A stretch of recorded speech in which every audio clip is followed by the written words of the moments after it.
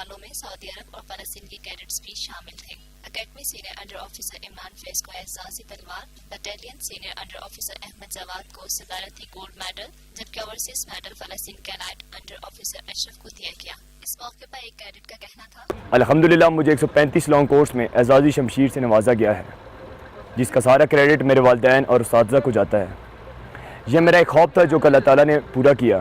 انشاءاللہ اسی جذبے کے ساتھ میں ملک اور قوم کی خدمت کرتا رہوں گا اور پاکستان کے لیے کسی بھی قربانی سے دریغ نہیں کروں گا۔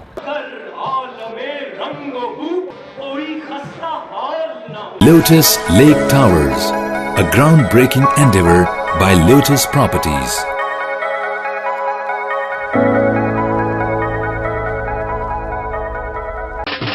دیسی کھانوں کے متوالے ہو جائیں تیار، پاکستان کا سب سے بڑا بوفے ویکینڈ آ گیا ہے۔